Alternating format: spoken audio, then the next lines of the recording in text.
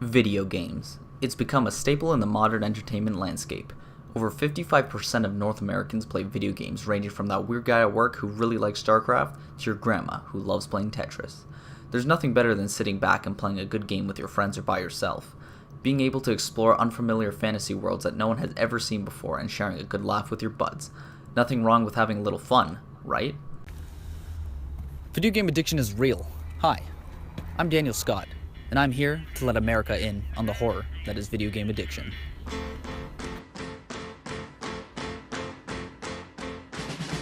I think there's another kind of mental drug we haven't talked about, and that's the addiction to video games. Most of us are familiar with the common addictions like gambling or drugs, but now behavioral health researchers say video games can be addictive too. An estimated 90% of young adults are hooked on gaming. More than 100 million Americans play every single day, but when does a hobby turn into an addiction? Avid gamer 11-year-old Diego Lopez says his life almost fell apart as he was sucked into gaming as a way to escape reality. One day I went all day while playing Madden, stayed up till like 4 o'clock in the morning playing it. The American Medical Association says 90% of kids play video games. But here's the disturbing part. As many as 5 million of those kids play so much that doctors had considered calling it a disorder.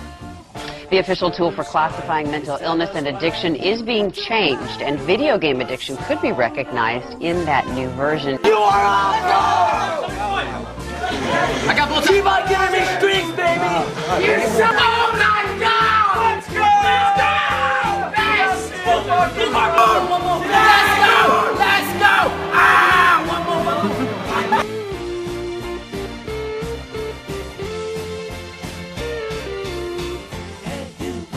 Companies insist their products are harmless, if compelling entertainment, and add it's up to the individual gamer to prioritize their lives responsibly.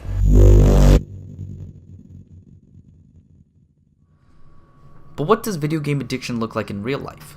This is Gabriel Phillips. He plays an average of 55 hours of video games a week. That's more than a full-time job.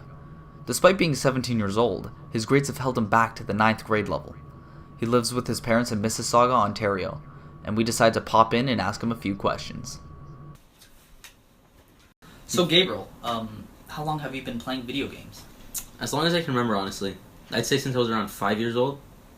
And how did you get into gaming in the first place? So I remember being at my cousin's one time. He had an N64. I decided to try it out with him, and I was hooked. So what's your game of choice? I play Counter-Strike occasionally. Occasionally, well, can you explain this? I don't know what that is. Gabriel, can you tell me what this is? I can't. I don't know what it is. This isn't your account. No. That was Gabriel's Steam account, with a record of over 4,000 hours in Counter-Strike. Counter-Strike is an online-based first-person shooter game where two teams, terrorists and counter-terrorists, perpetrate acts of terror and prevent it respectively. With over 24 million copies sold and over 400,000 concurrent players, Counter-Strike is one of the most popular video games of today. So, what makes this game so popular? Now, why do you enjoy this game so much, and why do you think the same goes for millions of others? Well, I think it's a really competitive and intense game. I know personally I enjoy ranking up my account. It gives me a sense of accomplishment, unlike a lot of other things in my life. In competitive online video games, there is often a ranking system that acts as a representation of the player's skill level. This can be used to match players with similar skill levels. However, it also adds an overarching goal in which the player is constantly attempting to achieve the next ranking. In games like Counter-Strike, the progress towards ranking is never shown to the player. This causes the player to crave one more game after another in the vain hope that that game will be the game they rank up, causing a vicious cycle of the one more game concept. Is he loud? Do we need oxygen? Rotate, rush B. What do you mean I'm not the team captain? Of course I am. Mans never gets off his computer, not even to eat dinner. Gabriel, come and eat! Gabriel!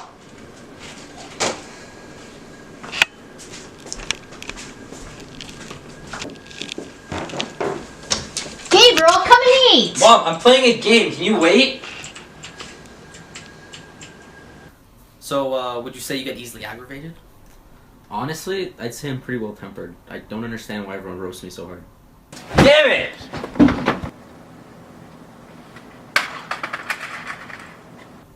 Yeah, I don't get it.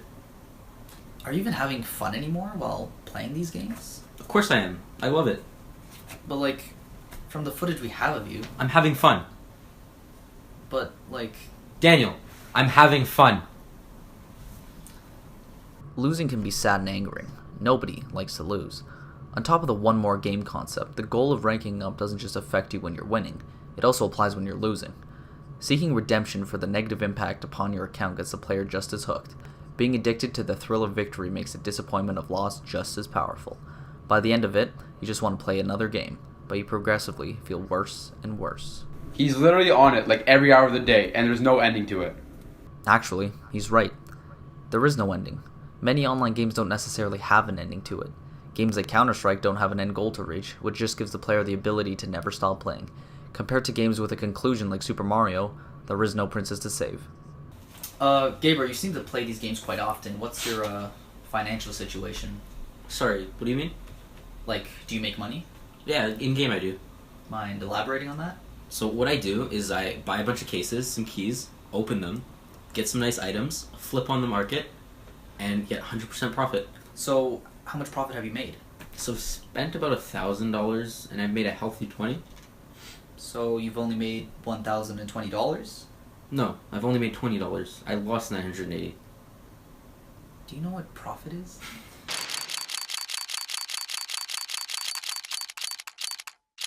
But I've got a good feeling my luck is going to change. I mean, if I spend enough money, it should pay off. Yeah, today's the day. Just watch. Games like Counter-Strike that can last forever need a way to extend the company's profit as the game's lifetime gets longer and longer. This is where the in-game market comes in. This allows players to spend real-life money on virtual items that are not necessary for ordinary gameplay. In Counter-Strike, these virtual items take the form of entirely cosmetic gun designs, which have no impact on gameplay. Specific items can be bought directly on the market for base price, however, one could potentially get these items for significantly less if one were to try their luck and open a case. These cases give the player a random item, but with the odds of a worthwhile item stacked entirely against them. The players are essentially gambling away their money for worthless ones and zeros that were created for no expense. This predatory tactic leads the player to not only wasting their time, but wasting their money as well. In Counter-Strike and many other games, these so-called case openings are set up to resemble gambling both visually and mechanically. You do realize this is essentially a loophole for underage gambling, right? Dude, it's just a game. But it isn't just a game. Video game addiction is real, and is a real problem.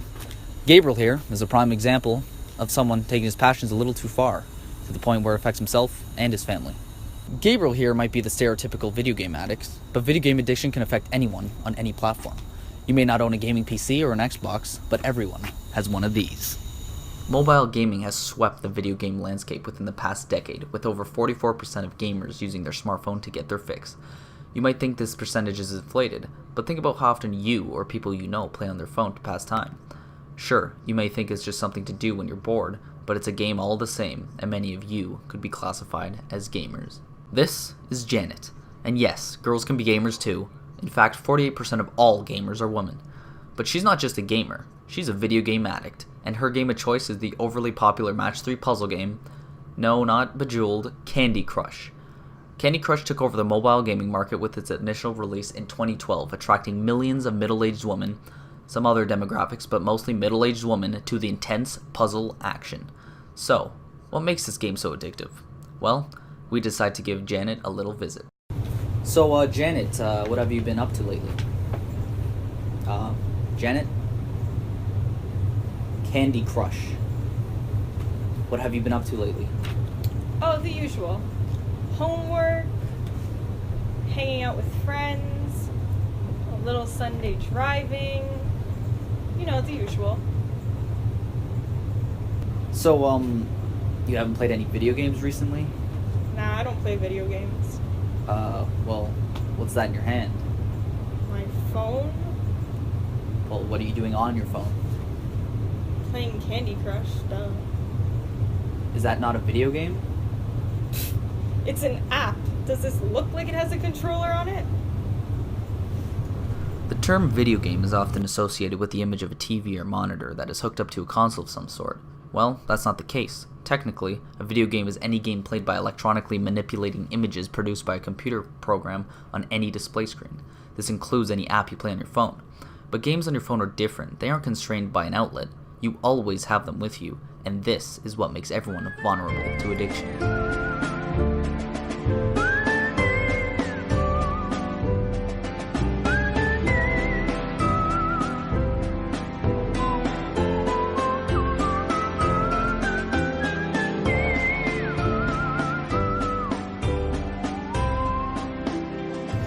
Yeah, I have a pretty standard life. Things are going good. Hey, what you doing there? Just buying some more lives. I thought this game was free. Well, it is, but if you want to get ahead of the game, you gotta spend some cash. Was it cheap? If you're a waste schmuck, it is. I mean, if you're gonna spend money on this game, be wise about it. You know, be responsible. Go for the best value. That's all I'm gonna say about it.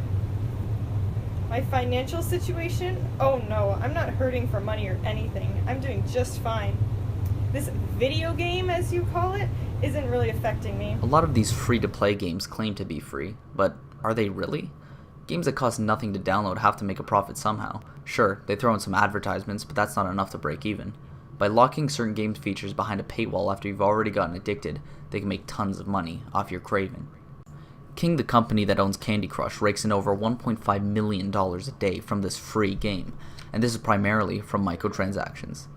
That's enough money to purchase more than 2 2-liter bottles of President's Choice Diet Cola. These companies maximize their profits by offering great value deals on bulk microtransactions that make you pay more for only a slightly higher value. This is why Candy Crush and similar games are so addictive. The company's bottom line requires it, so they're designed that way.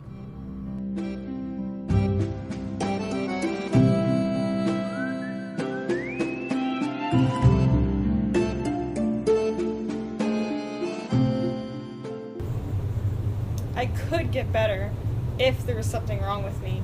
It's just a game. It's just a game, the common phrase that many use to neglect their increasingly problematic habits. You're not just hurting yourself, you're hurting your family and loved ones when you lock yourself away from reality. Sure, it's just a game in the end, but when video games become your life, is your life nothing but just a game? So far, we've looked at the effects of video game addiction with the help of Gabriel and Janet. The addiction has taken over their lives, but has not yet destroyed it. They're still young. They can still get the help that they desperately need. But what if the condition went unnoticed and untreated and left to fester for years and years? Well, let's explore exactly what that looks like. Join me and my crew as we discover the sad example that is Keith Miller.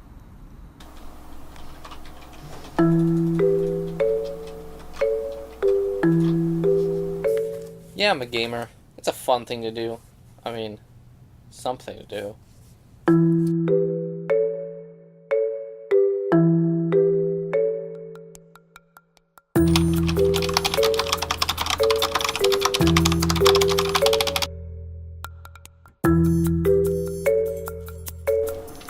Well, here is my living space. Over here, I've got my pile of garbage. Over here, favorite pile of garbage, this one. I've been working on it for a while. Really proud of it. Over here, we have my waifus. You know, we've got Asuna, Honoka, Kirino. I mean, like, do you guys want to watch some anime or something? The single greatest part of my room, my home theater, where I play all my console games and I watch all my movies. Really impressive, guys. Check it out. Look at this thing. I mean, has to warm up a little bit sometimes, you know. 720p full HD. You know, I've been really big into musical instruments recently. I mean, not those, you know. I play on expert level. Okay, guys, this is my sick gaming rig. We're talking 1, 2, 3, 4 monitors. It's insane, guys. I can watch like 4 animes at once. Come over here. Now, you know, I'm really patriotic, United States of America, but to be honest, my real home lies with West Virginia. You know, I believe in states' rights and all. The South will rise again. Moving on. Here is my bed that I sleep every night with my lovely SpongeBob Chan.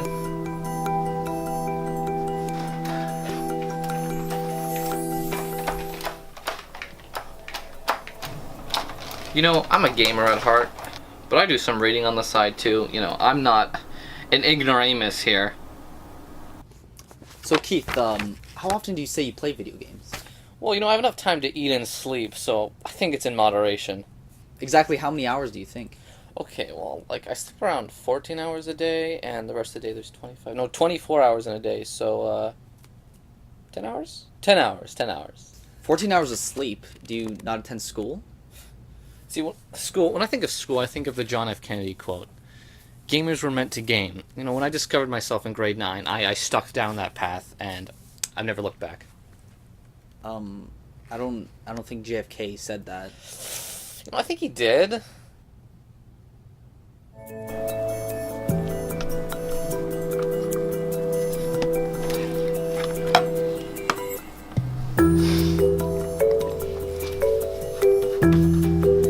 No, I like to keep it classy with a little bit of art.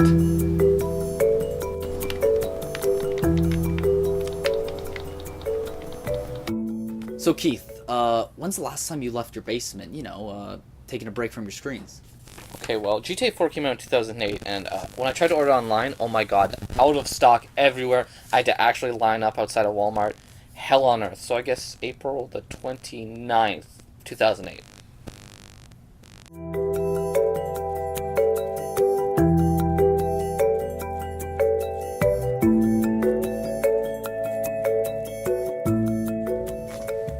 Keith, aren't you worried about your health, living like this?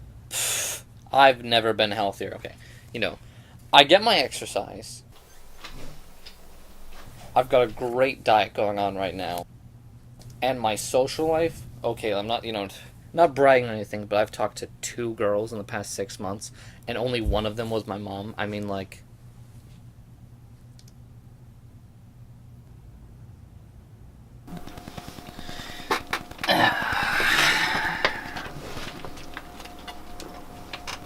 It's just lemonade.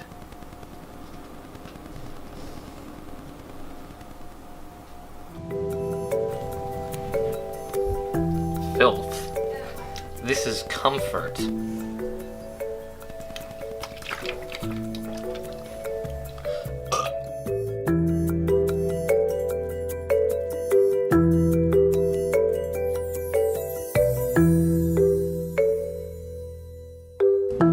Thank you for letting us speak with you. Let's just get this over with. What do you think about your son's use of time? I think he threw his life away. I mean, even I like to play a couple TDMs now and then. But if you've spent the last decade in your basement doing nothing but playing video games, there's something wrong. I mean, as JFK once said, everything in moderation. I don't think you guys know who JFK is. You know what? Never mind. Thanks for your time. Serious? Okay, come on. Okay. I lift, You know what? If this was on PC, man. Video game addiction can ruin your life. Playing too much can take away your time, money, and sanity. Many video games are developed to make you fall into their addictive traps. Understanding where they come from will help you not fall into them. Gaming can still be a fun source of entertainment and a great way to pass time, but it can just as easily take your life away. There's a line to be crossed when something is considered too much. Do you know when that is? I'm Daniel Scott. Thanks, America, and remember, sometimes you just need to power off.